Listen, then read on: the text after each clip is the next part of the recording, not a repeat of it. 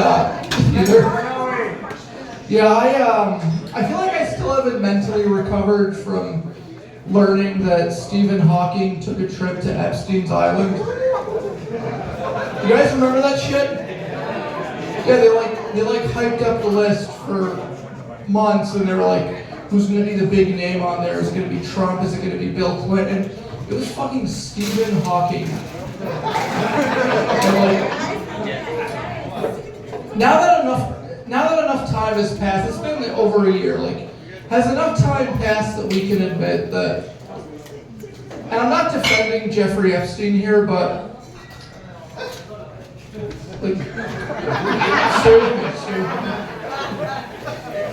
Can we admit that it was kind of nice of him to not only invite Stephen Hawking to his fuck island, but to make it wheelchair accessible? That was really, yeah. That was very progressive of him. Because, a lot of places struggle with wheelchair accessibility. Epstein's Island is evidently not one of those places. Who would have thought? And the reason I thought of this, so senior year of college, I took a class on the history of Disney. And I read this really sad article by a Stanford professor named Kevin Mintz. He's wheelchair bound with cerebral palsy. And someone laughed for cerebral palsy. So we're all going to hell tonight. Okay, good. But anyways, he wrote about how he was a Disney kid growing up, but he couldn't enjoy going to Disney World because historically Disney kind of sucks when it comes to disability access. And when I read that, my first thought was, how is Jeffrey Epstein doing a better job than the Disney Corporation on the issue of disability access? Because Disney's this multi-billion-dollar corporation that talks the talk about how inclusive they are. But Jeffrey Epstein walked the walk for a pedophile who couldn't walk. And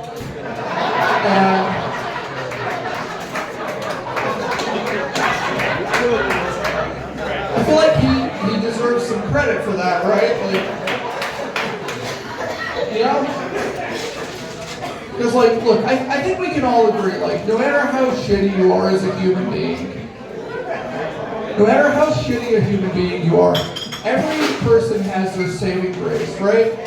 Yeah, George Bush was a great painter. Hitler, great painter. And Jeffrey Epstein was apparently the Make-A-Wish Foundation for disabled pedophiles. Who would have thought? Because Stephen Hawking, he had his Make-A-Wish. He wanted to go to a sex island and watch naked midgets solve the quadratic formula or something. And Jeffrey Epstein, being the John Cena of paralyzed kid fuckers,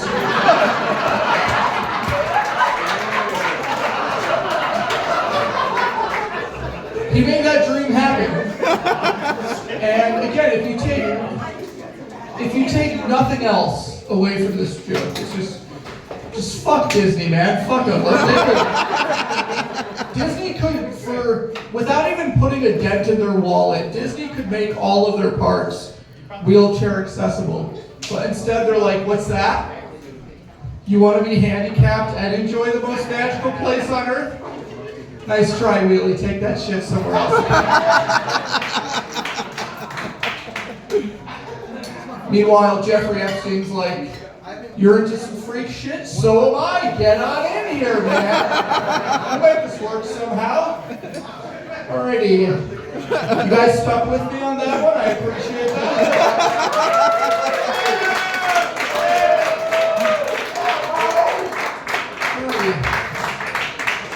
Let's switch gears to just how unproductive my life is. Yeah, I don't know if you could tell from that joke, that last joke, but I do spend too much time on Reddit. Are we on Reddit, folks? Yeah, okay, so some of you are on Reddit, some of you live happy, fulfilling lives. That's good to know. So my favorite subreddit is called Am I the Asshole? You guys know that one? Okay, yeah, so basically, for those of you who don't know, you can post an argument that you're having, and the internet will decide which of you is being an asshole. So I got in a huge fight with my sister at a wedding, and I posted that argument on Reddit. And consensus was like 70-30 that I was not the asshole. But the top comments would fuck with my head. The top comment said, "You're not the asshole. You just have a hard time regulating your emotions. I understand you because I'm autistic too."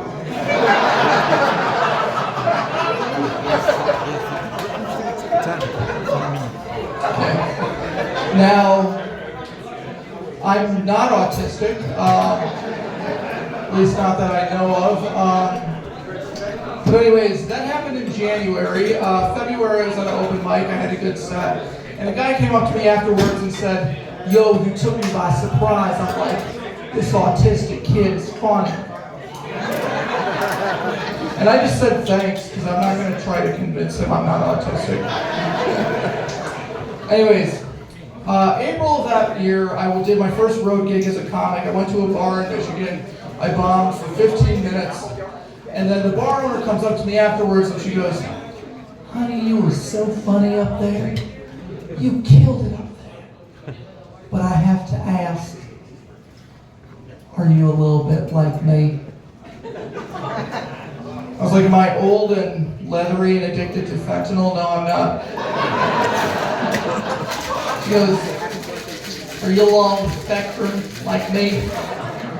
And I was like, at this point, probably, because, yeah, I currently average about one, I think you're autistic, per month, which is as good of a diagnosis as I can afford right now. I will admit, I was in one special ed class in high school. Who wants to guess what special ed class I was in? You know, just once, I'd like someone to get that wrong. Every time, everyone's like, "No, you look fat and out of breath. You were in special." Yeah, I was in special ed gym, and the fucked up thing is, I didn't start in special ed gym, okay? I started in regular gym for 2 years, right down the road at Argo.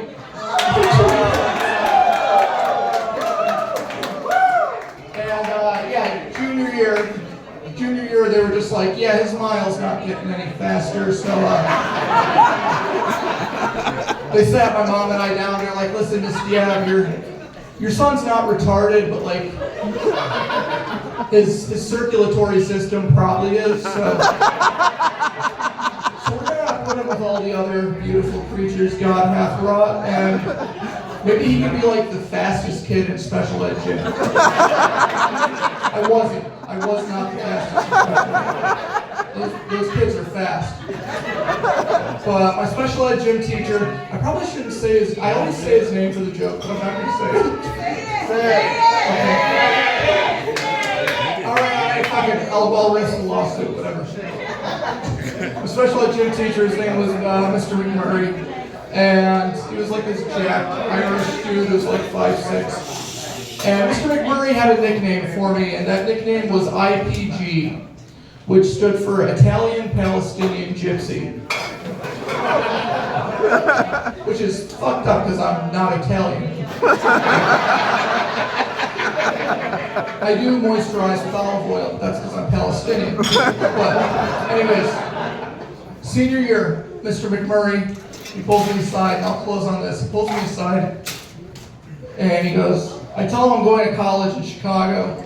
I'm going to become a comedian, and he goes, "Hey man, I'm asking you this as a friend. What's going to happen if you get robbed in Chicago? Because I've been watching you run for 4 years. And you're not going to outrun a crackhead in Chicago. You're just not. So like, for real, you need a game plan. What are you going to do?" And I was like, maybe I'll learn a martial art or something. And he pulls me closer and he goes, listen, bud, don't tell anybody I told you this. But once you're old enough, you might want to get a gun. Like, just get a gun. Save your life. Just get a gun, which I think does make me the only awkward, unathletic, possibly autistic Arab guy in America to ever have a public school teacher be like, no, you should have a gun. I'm looking at, thank you guys.